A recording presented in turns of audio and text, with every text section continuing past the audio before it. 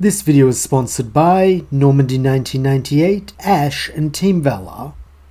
We resume with Ash, Gary, and Serena as their plane lands at Cinnabar Airport. For the most part, it was an uneventful flight, with the boys being too enraptured with their megastones, while Serena sat in ponderance over her own, still unsure if she truly deserves it. This also marks the end of the temporary trio's time traveling together, as while Ash wants to challenge the Cinnabar gym, having heard of it from Brock, Gary holds firm to the notion that the place was abandoned ages ago, and the only thing worth doing here is having fun in the sun, an activity he more than eagerly invites Serena to join him for. Unsurprisingly, this offer is promptly rejected, with Serena instead electing to join Ash, as the pair make their way over to the site of the gym listed in a tourist pamphlet. Alas, it seems that Gary might be right after all, as when they arrive, they find little more than dilapidated ruins, with the only one besides themselves paying it any mind being an old hippie, who muses that this used to be a pretty groovy place back in the day. Disheartened, Ash sighs that he wishes he could have seen it in its prime, since he really wanted to earn his 7th badge, a claim which caused the old hippie's eyes to glint, as he states that, believe it or not, Blaine the gym leader did build a secret gym, meant only for the most dedicated of trainers, such as Ash, or at least so he's heard.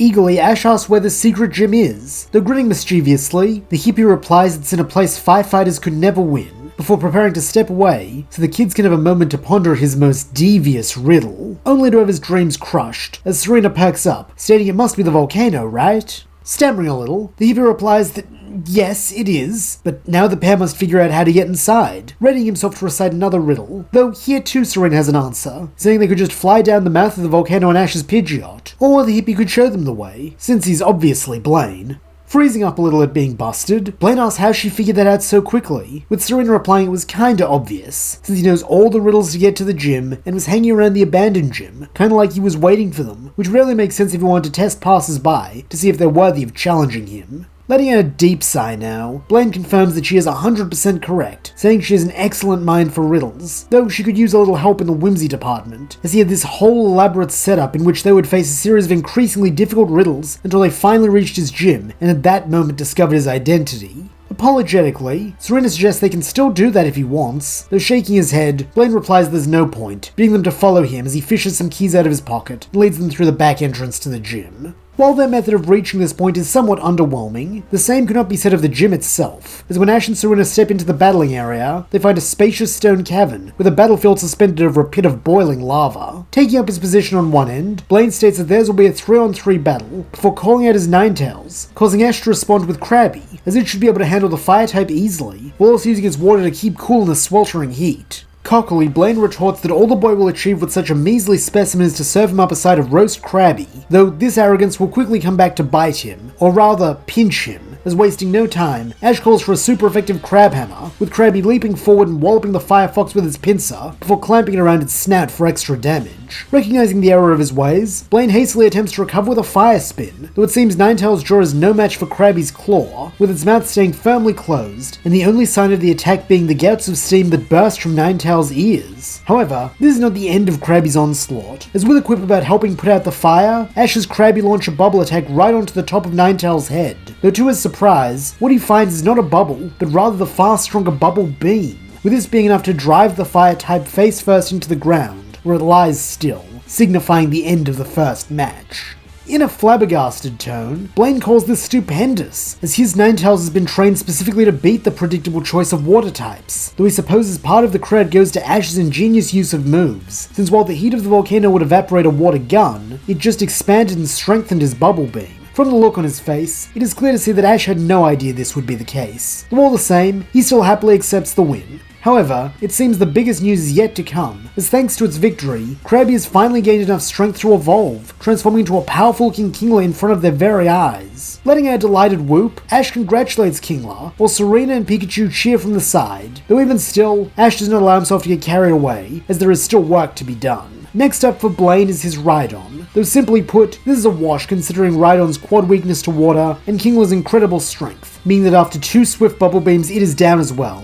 leaving Blaine just his Magmar. Though as the old Riddle Master is quick to attest, Ash should not count him out just yet, as when Magmar bursts from its slumber beneath the lava, there is an intensity emanating from it, almost as oppressive as the heat of the volcano. Sweating a little, Ash asks Kingler if it would like to tag out, though shaking its head determinedly, the King Crab makes it very clear that it will fight Magmar for better or worse. Eager to create the or worse outcome, Blaine does not hesitate to order a flamethrower, which sees a gout of flame narrowly narrowly miss Kingler thanks to its quick side-scuttling abilities. In response, Ash tries for a bubble beam. Though keeping his confidence, the gym leader simply tells Magmar to use Fire Punch. To Ash's surprise, Magmar does not strike either the bubbles or Kingler as its fist bursts into flame, instead simply rotating them in a well-practiced kata that causes the heat haze to shimmer around it. As the bubbles collide with this, they all burst, with not a drop reaching Magmar, causing Blaine to explain that this is called his air lens technique, since by superheating the air, all water attacks evaporate, with even Ash's clever little bubbles rapidly heating too fast to maintain their shape. Recognizing that this means range is out, Ash tells Kingler to rush in with Crabhammer. Though keeping its fist lit, Magmar meets this with Fire Punch, seeing the water and fire moves collide in a torrent of steam that fills the battlefield. Unfortunately, this terrain does not favor Ash or Kingler, who find themselves blinded, a problem Magmar evidently does not have, as it approaches from behind under the cover of steam, and grabs Kingler by its carapace crown before brutally suplexing into the battlefield, with enough force to clear away the haze. This at last allows Ash to see his friend again, and so capitalizing on the one weakness of Magmar's move, he has Kingler launch a point-blank bubble beam right into the fire type's back before it can create another air lens. For a moment, both Pokemon reel in the aftermath of this attack, though as they right themselves, it is plain to see that it is time for the final clash. For Blaine, this is obvious, with him commanding Magmar to unleash its ultimate move, Fire Blast, though for Ash it is less clear, as none of Kingler's moves can beat anything like that. That is until he sees an orb of orange energy charging in Kingler's outstretched claw, and barely able to believe his eyes, he asks if that's really Hyper Beam.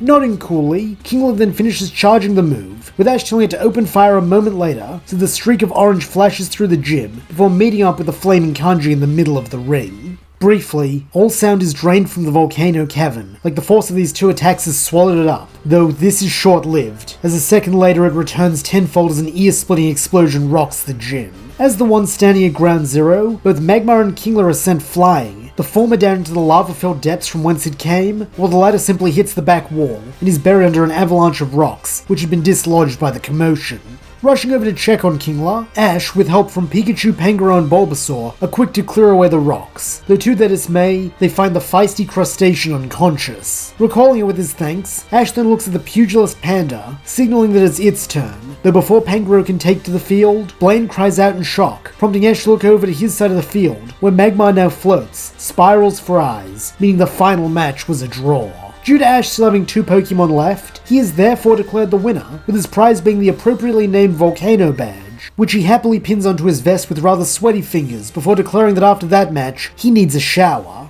Following a dip in the Big Ritalин's coolest bath, Ash and Serena are on their way again, though they do not head far, as their destination is the Pokemon Center, to get their Pokemon healed up, and just as importantly, call Brock and Licia. At the sight of their companions, the elder duo break into wide smiles, stating their joy that Serena is back, with Licia stating that she hopes the other girl doesn't think too badly of them for not coming to get her. Smiling softly, Serena replies that it's all water under the bridge, and that after Ash explained their reasoning, she completely understood they were only acting in what they believed to be her best interests. Letting out a big sigh, Licia replies that this is a huge relief, though now the question stands as to where they should meet so they can resume their journey, with Brock suggesting they could reunite in Mulberry City, since it's not too far from where they are, and it's hosting a contest tomorrow, which would be good for Serena, as she still only has 3 ribbons. Nodding eagerly, Serena beams that it'll be great to compete against Licia again, though with a slightly bashful look, Licia reveals she actually won't be entering, since during the time Serena was away, she managed to secure the rest of her ribbons. Proudly, Brock informs the younger pair that following her battle with Erica, which really helped her get out of her funk, Licia has been on a hot streak, winning badges and ribbons left and right, while adding that he looks forward to when they get to battle her, since at this point, she's almost unrecognizable from the trainer she was before.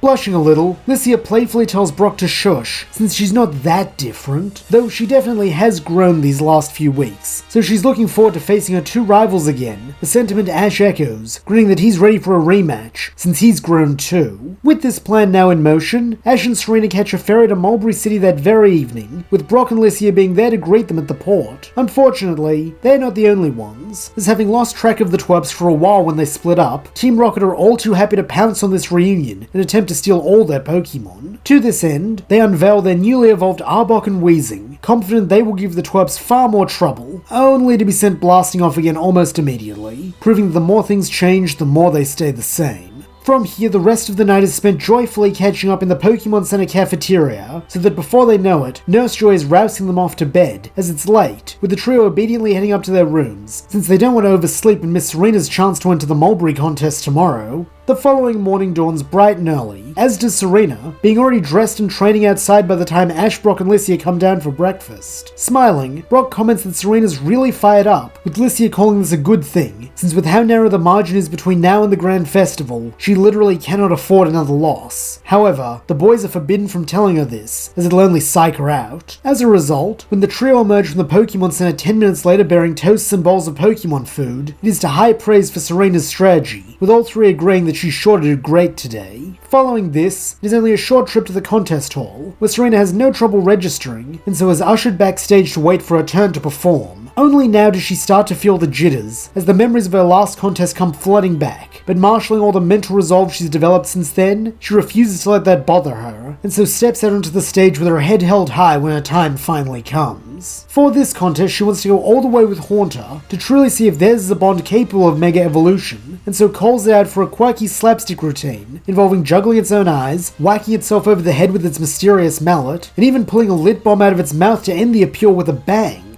While this last part is rather unexpected, it is also effective, earning Serena a place in the battle round, where she is paired with a young woman using a Persian. This unfortunately proves quite the obstacle for our heroine, as while Persian cannot be harmed by Haunter's ghost moves, which are the only type of moves it knows, it can still lay the smackdown on the Spectre, especially thanks to knowing super effective dark moves, like Night Slash and Bite. This immediately puts Serena on the back foot, as a double Night Slash that she cannot counter drops her to half points in the first 10 seconds of the battle. Panicking a little, Serena wonders if she should forfeit, not to run away like last time, but because she doesn't want her Pokemon to endure pointless suffering on her behalf. Though this thought is quickly plucked from her mind when she realizes Haunter isn't suffering, it's laughing uproariously. Looking up at the ghost type, the young Colossian girl sees that it has made use of its Night Slash wounds as props, having shifted its face to that of a scarred swordsman, with the crowd finding this quite amusing, causing it and them to laugh as her opponent's points fall. Even Serena can't help but join in on this infectious laughter, feeling much better now as she realizes that things are far from hopeless, and even if she can't hurt Persian, she can still make use of Haunter's greatest strength, its showmanship. To this end, when her opponent next calls for a Night Slash, she is ready, having Haunter catch the streak of umbral energy and manipulate it like a balloon animal, creating a giraffe rig which it lobs back at Persian for a decent chunk of points and damage. However, this is far from the end, as following Ash's lead from his battle with Blaine, Serena takes an aggressive position, having Haunter fly in and throw a punch right at Persian's face. Due to its ghost typing, this vanishes right before it makes contact, with the Persian trainer sneering that she should have known this would happen. In response, Serena says nothing, causing the other trainer to tauntingly ask if Persian's got her tongue, though perhaps this is just the wrong thing to say. As with a cheerful smile, the Colossian replies that actually, it's the other way round. At once, a horrified yowl bursts from Persian's lips, as Haunter's hand reappears around its tongue, before yanking it forward, so the unwitting normal type quickly finds itself being led around as if it were on a leash. With a cackle, Haunter then proceeds to make good use of its Persian puppet, having it perform tricks, such as spinning in rapidly faster circles, bouncing it up and down like a yo-yo, and finally dragging along the ground to create an indentation shaped like Haunter itself. By now the audience are in hysterics, clearly loving Haunter's clownish nature, and since the Persian trainer can do little to stop this farce, her points promptly drop to 0, granting Serena a place in the finals, while she and Haunter high-five. Now with their synchronicity well and truly established, the finals themselves are something of a cakewalk, as having seen Haunter's 2 showings, the other coordinator and his Pokemon are already scared of the ghost type, meaning all it takes is a few jump scares and a loud yell to see his Shroomish pass out from fright. And so it is that Serena is presented with the mulberry ribbon, holding it proudly aloft, while Haunter floats beside her. However, with this win comes some rather disheartening news, that this is the last contest of the season before the Grand Festival, meaning in spite of all her efforts, Serena has fallen short. This puts something of a dampener on her mood as she returns to her friends, saying that she's sorry for dragging them out here, and that if she'd known she was out of the running, she wouldn't have wasted their time. Though to her surprise, this is met with nothing but smiles, as the boys assure her she has nothing to apologize for, while Licia adds that she shouldn't count herself out just yet, as there is still a way in which she can gain entry to the Grand Festival. Eagerly, Serena asks what it is, though flashing a mischievous grin, the Sutopolian simply replies that she'll have to wait and see, before beckoning her 3 companions to follow her, as it's time they make tracks, since before they attempt Serena's last hope, they still have to visit Viridian City first, for her and Ash's final gym battle. And that's where we'll leave things. What secret does Licia have in store to help Serena enter the Grand Festival? Will she and Ash be able to win their last badges at the Viridian Gym? And is there enough time to achieve both objectives? Find out as the journey continues.